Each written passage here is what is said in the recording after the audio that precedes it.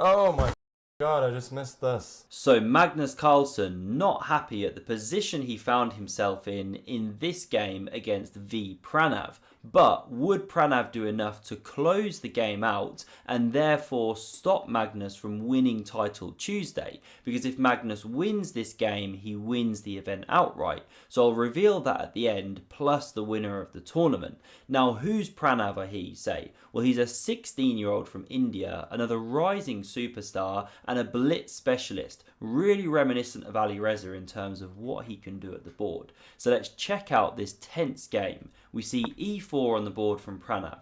Magnus goes solid with pawn to e5. The knights now develop and we see bishop b5, the Roy Lopez or Spanish game. Magnus kicks that bishop. Now if you take, that's the exchange variation, but we see the bishop drop back, most common move.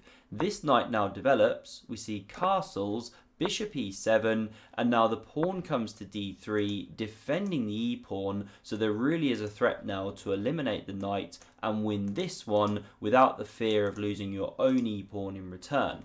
And that's why black now breaks this pin, the bishop drops back, and we see castles from Magnus. He delays pushing this pawn because if white now goes pawn to c3, then he has the option of going pawn d5, which is the so-called Marshall Gambit. Magnus has been playing a lot of that lately.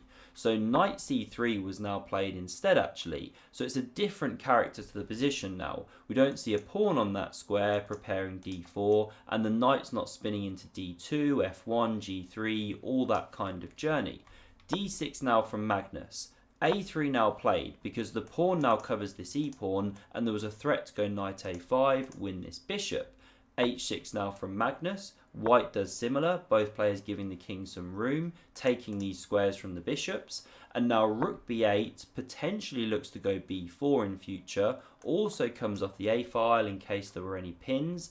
And now bishop e3 develops, also looks at d4, and Magnus does likewise, improves his rook. Rook e1, white does the same, and now bishop f8. And while it might look strange to underdevelop the bishop, the idea is that you now open the eyes of the rook, and that one can spring into life later in the game. After d5, for example, if black can ever achieve that, the bishop can bounce out. Sometimes you see g6, bishop g7 as well. And d4 now from white, taking the initiative. Magnus now captures, and he is safe to play this move. You sometimes have to be careful ceding the centre, taking the d-pawn, but when this pawn's not on c3 to recapture like that, well okay, there's less risk around it, and we see that playing out in this game now, because after knight recaptures, Magnus goes bishop to b7. This one now hits f5, which does look nice, but after knight e5, Magnus just shows some of the fragility of the white position, because this pawn is a bit sensitive, hit by two pieces, and after f3 defending, well now Magnus starts taking the fight to white with pawn to c5.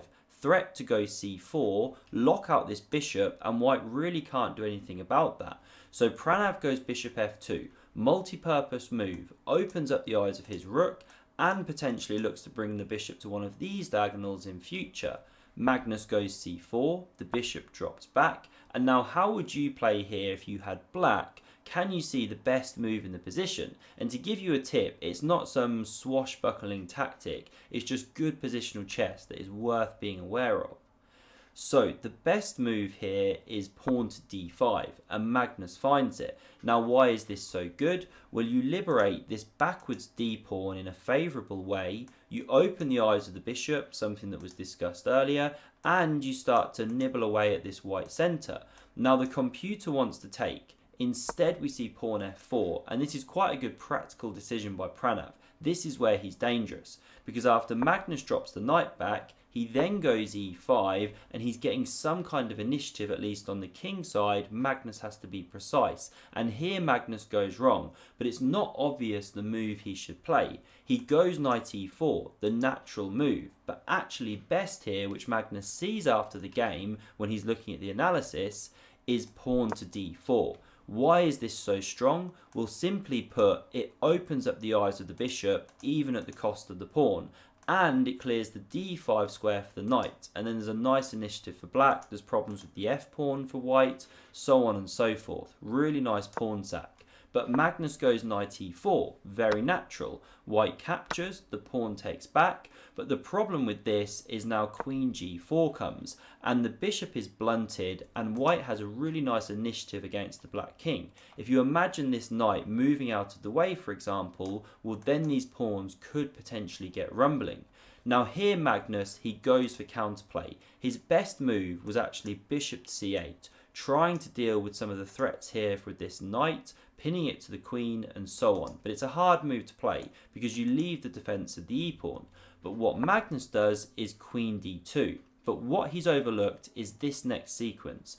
Bishop e3 he saw, but after queen takes on c2, he didn't realise the power of this move, rook e2, because now you can't go queen d3, which you'd like to do to bring the queen, say, back into the game, something like that, because then there's rook d2 and the queen actually gets trapped. This knight does a really nice job of holding the bishop. So you cannot go to d3, you have to come back to a4, and the queen is sidelined in Siberia, as GM Danny King would say on the excellent Power Play Chess channel.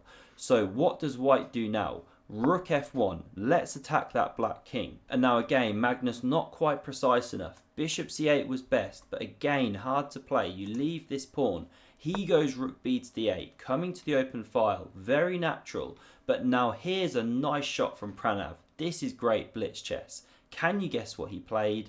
And yes, it is the move that we would all play with probably less calculation, right? He just chucks this knight on h6, gives the check, rips open that king, and then plows on with pawn to f5.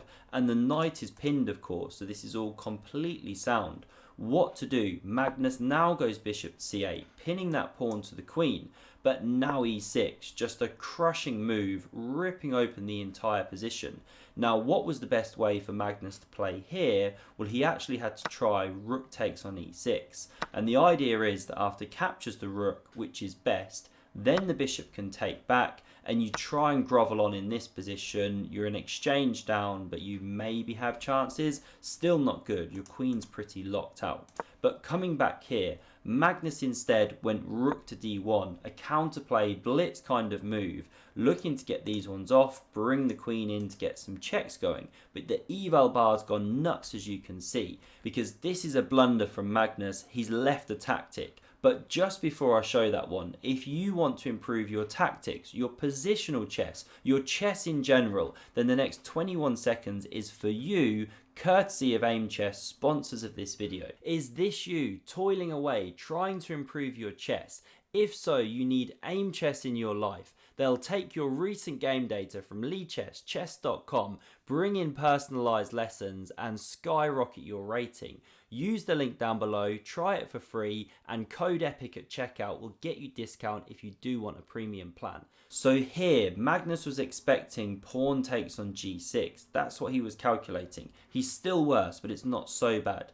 But he overlooked the very simple pawn takes on f7 check. Oh my god, I just missed this. Because after it forces king recaptures, then the queen is simply crashing through with check. The king has to go, and it's getting hunted now. Bishop c5 check. Not only checks the king, but opens the rook now to take this pawn.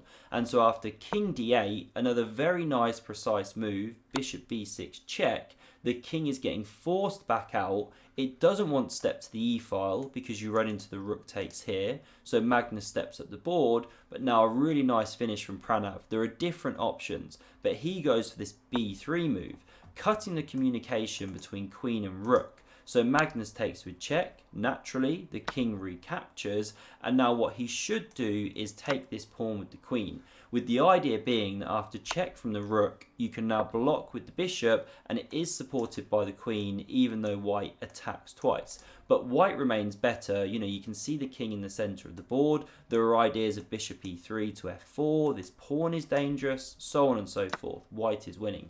But Magnus takes on b3, and this allows check from d2, forces resignation in one move. Why? Because if the king comes to e7, only sensible move, not to chuck loads of material, well then you get bishop c5, checkmate, and that ends the game. And with this loss, Magnus went from 1st to 4th. Pranav overtook him, so did Hikaru, so did Alireza. If you enjoyed this one, then check out another Magnus game on screen here. Thanks very much for watching and see you soon.